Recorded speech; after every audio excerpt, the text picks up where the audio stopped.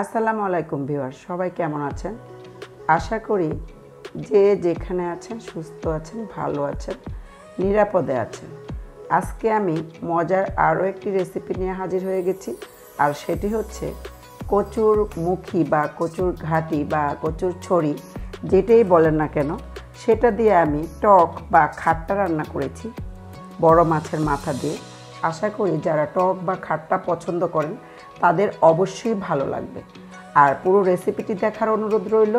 আর নতুন হয়ে থাকলে আমার চ্যানেলটা অবশ্যই সাবস্ক্রাইব করে পাশে থাকা বেল আইকনটা অলে ক্লিক করে রাখবেন এরকম রেসিপি পাওয়ার জন্য। তো চলুন ভিউয়ার্স, কথা না বাড়িয়ে মূল রান্নায় চলে যাই, আমি কিভাবে রেসিপিটা করেছি। তো ভিউয়ার্স, রান্নাটি করার জন্য আমি এখানে একটি চুলাতে একটি পাতিল দিয়েছি, আর সেটাতে আমি দিয়েছি মাছটা ভাজার জন্য তেল। আর এখানে যেহেতু আমি মাছের মাথা দিয়ে এটি করব, আর সেটাকে আমি হলুদ মরিচ আর লবণ দিয়ে মেখে নিয়েছি। আর এখন আমি তেলটা গরম হয়ে যাওয়ার পরে মাছের মাথাটা দিয়ে দিচ্ছি। এটা একটু ভেজে নিব।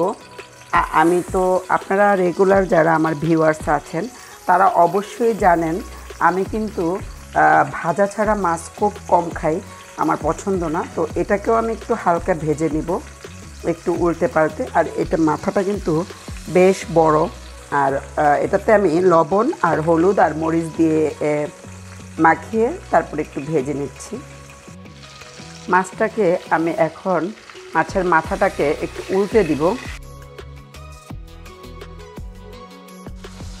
তো ভিউয়ার্স, এখন আমি রান্নাটা করার জন্য আরেকটা একটু খোলামেলা একটা হাঁড়ি নিয়েছি, সেটাতে আমি দিয়ে দিচ্ছি পর্যাপ্ত পরিমাণ তেল।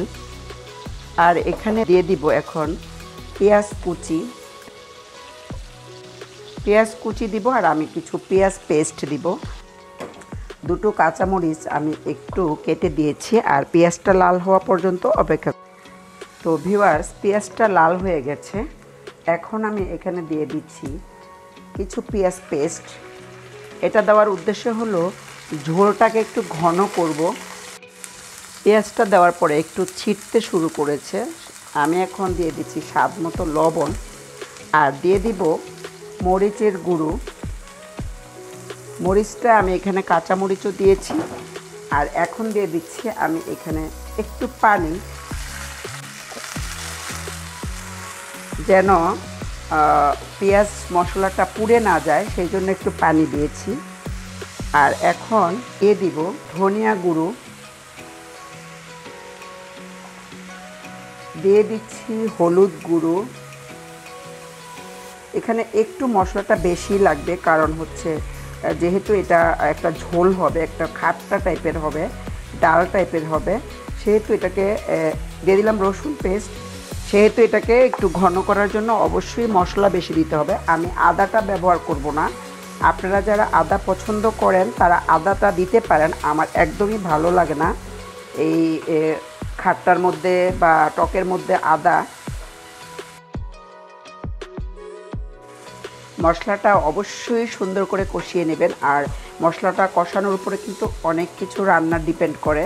উপকরণটা দিয়ে আমি রান্না করছি সেটা হচ্ছে কচুর মুখী। আমি এখানে সিদ্ধ করে পরিষ্কার করে ছিলে নিয়েছি, আর একটু হাত দিয়ে চটকে নিয়েছি। এখন সেটা আমি দিয়ে দিচ্ছি। এটা কিন্তু কিছু একটু আস্ত আছে, আবার কিছু মানে পুরাটা চটকে দিয়েছি, একটু আধা ভাঙা অবস্থা। এখন এটা আমি সুন্দর করে মশলার সাথে মানে একটু কষিয়ে নিব। সুন্দর করে একটু কষিয়ে নিয়েছি। সুন্দর করে কষিয়ে নেওয়ার পরে আমি এখন এটাতে পানি দিয়ে দিব, ঝোল। এটা কিন্তু বেশ পানি লাগবে, এটা কিন্তু একদম ডালের মতো হবে, আমি আগেই বলেছি আপনাদেরকে। আর এটা কিন্তু আস্তে আস্তে খুলে যাবে। আর বিশেষ করে আমার মেয়ে খুবই পছন্দ করেছে এই খাবারটা, মানে আমি ও বড় হওয়ার পরে রান্না করার পরে ও ভীষণ পছন্দ করেছে, তাই আরও বেশি করে রান্না করা হয়। তো ভিউয়ার্স এখানে যে পানিটা দিয়েছি সেটাতে হবে না, আর একটু পানি লাগবে, কারণ এটা জাল হতে হবে বেশ কিছু সময়। আর জাল হতে হতে এটা একটু ঘন ঘন হয়ে যাবে, একটু আঠালো হবে, তখন আমরা বুঝবো এটা হয়ে গেছে। আর সেই জন্য আমি এখানে বেশ কিছু পানি দিয়েছি। একটু পাতলাই হবে, মানে আবার খুব বেশি পাতলা না, আবার খুব বেশি ঘন না। তো এখন আমি এটাকে দিয়ে তারপরে লবণটা অবশ্যই আপনারা পরে চেকে দেখে নেবেন। এখন আমি ঢেকে দিচ্ছি, আর এটা ফুটে ওঠা পর্যন্ত আমাকে অপেক্ষা করতে হবে। তো ভিউয়ার্স এই যে আপনাদেরকে একটু দেখাচ্ছি কেমন হলো। এই যে এখানে দেখতে পাচ্ছেন এই যে আধা ভাঙা ভাঙা আছে, আমি আবারও আপনাদেরকে উঠিয়ে উঠিয়ে দেখে দিচ্ছি। আর ঝোলটা কিন্তু অনেকটাই ঘন হয়ে আসতেছে।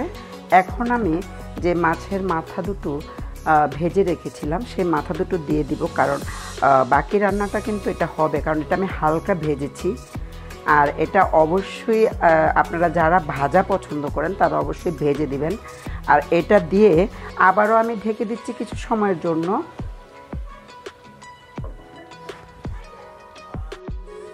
তো ভিউয়ার্স এই যে এই অবস্থা আছে, যেহেতু মাথাটা এখন একদম কিন্তু নরম হয়ে আছে কিছুক্ষণ জাল করার পরে। এখন আমি এটাকে অল্প অল্প করে ভেঙে দিব, একদম ভাঙবো না, একটু ভেঙে ভেঙে দিব। এই যে একটু ভেঙে ভেঙে ভেঙে দিলেই ভালো লাগে মাছের মাথাটা। আর ভেঙে ভেঙে দেওয়ার জন্য আমি ওই সময় এটা কাটি নাই, কাটলে কিন্তু অনেক কষ্ট হয় মাথায় এইভাবে কাটতে গেলে। আর এখন কিন্তু ভাঙতে আমার একদমই কষ্ট হচ্ছে না, খুব নরম হয়ে আছে। এই যে দেখতে পাচ্ছেন আমি কিন্তু ভেঙে ভেঙে দিচ্ছি। আর আপনারা অবশ্যই এটা রান্না করলে ভেঙে ভেঙে দেবেন, আর তখন কিন্তু মাছের ফ্লেভারটা সারা তরকারিতে ছড়িয়ে পড়ে আর খুব ভালো লাগে। এখন আমি আমার লাস্ট যে মানে টক যেটার জন্য আমি জলপাই দিয়ে দিচ্ছি। আর এই জলপাইটা আমার ফ্রোজেন করা হলেও কিন্তু এটা টক বা স্বাদ গন্ধ কিছুই কিন্তু কমেনি। আর এটাকে আমি কেটে দিয়েছি ছোট ছোট করে দুই সাইড থেকে। এখানে আমি 4টা জলপাই দিয়েছি, আপনারা ইচ্ছা করলে যদি টক কম হয় তাহলে আরও বেশিও দিতে পারেন। আমার জলপাইটা কিন্তু বেশ টক। আর এখানে আমি 4-5টা কাঁচামরিচ দিয়ে দিচ্ছি আমার ছাদ বাগানের। আর দিয়ে দিচ্ছি এখানে কিছু ফ্রোজেন করা ধনেপাতা। এটা আমার ফ্রোজেন করা ধনেপাতা, হাত দিয়ে যখন একটু এরকম করছি তখন কিন্তু ভেঙে যাচ্ছে। আর আমি সারা বছর আমার ছাদ বাগানের ধনেপাতা ফ্রোজেন করে রাখি, আর সারা বছর সেটা খাই। এই যে দেখতে পাচ্ছেন। এখন আমি আর একটু সময় জাল করে নামিয়ে নিব। এটা কিন্তু আমার হয়ে গেছে। আর লবণটা অবশ্যই আপনারা দেখে নেবেন, আমার লবণটা একদম পারফেক্ট আছে। আপনারা অবশ্যই আপনাদের স্বাদ মতো লবণটা দিবেন। 1 মিনিটের মতো ধনেপাতা আর জলপাই দেওয়ার পরে 1 মিনিটের মতো আমি রান্না করে নিয়েছি কাঁচামরিচ দেওয়ার পরে, একটা ফ্লেভারের জন্য আর টকটা একটু হওয়ার জন্য। আর এখন কিন্তু একদম কমপ্লিট। আমি এর থেকে বেশি ঘন করব না, তাহলে কিন্তু এটার স্বাদ পাওয়া যাবে না, আসল স্বাদ।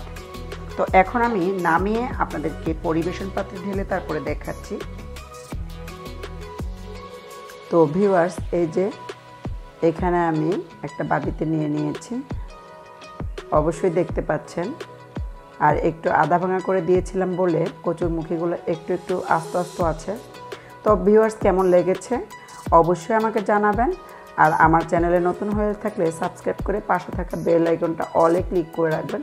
সবাই ভালো থাকবেন। আজকে এ পর্যন্তই। আল্লাহ হাফেজ সবাইকে। আসসালামু আলাইকুম।